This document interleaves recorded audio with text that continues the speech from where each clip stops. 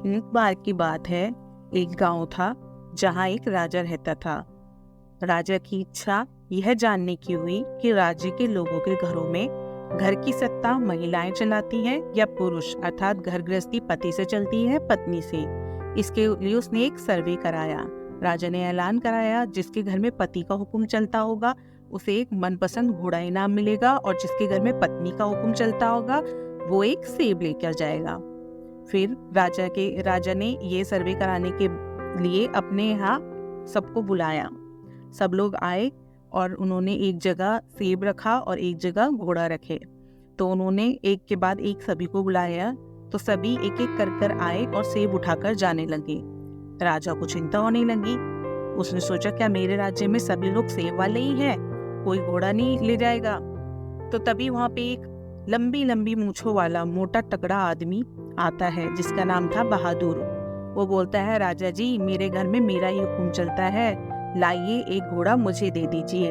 राजा खुश हो गया और कहा, जाओ अपना मनपसंद घोड़ा लेकर चले जाओ। जवान गया वहाँ पे और उसने काले रंग का घोड़ा लिया और वहाँ से अपने घर को चला गया। फिर थोड़ी देर बाद वो घर से वापस आया और दरबार में पहुँच गया। और उसने कहा, राजा ने उससे पूछा, क्या हुआ बहादुर, वापस क्यों आए हो? बहादुर ने कहा कि महाराज, जब मैं घर पहुंचा तो मेरी बीवी कहने लगी कि काला घोड़ा लेकर क्यों आए हो? काला रंग अशुभ होता है, सफेद रंग शांति का प्रतीक होता है। आप ये काला घोड़ा लेकर सफेद रंग का घोड़ा लेकर आ जाइए। फिर राजा उसकी बात सुनकर रोज जोर जोर से हंसने लगे। राजा ने कहा, बेटा, ये घोड़ा यहाँ रखो और सेब लेकर जाओ। इसी तरह रात हो गई, दरबार खाली हो गया और लोग सेब लेकर चले गए। तभी आधी रात को महामंत्री ने राजा का दरवाजा खटखटाया। राजा ने कहा, बोलो महामंत्री, कैसे आना हुआ?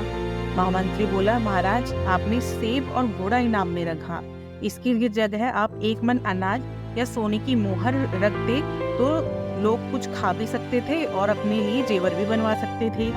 राजा ने कहा कि मुझे तो इनाम में यही रखना था, लेकिन महारानी ने कहा कि सेब और घोड़ा ही ठीक है, इसलिए वही रखा। इस पर महामंत्री ने तपाक से कहा, महाराज, आपके लिए भी सेब काट दूं?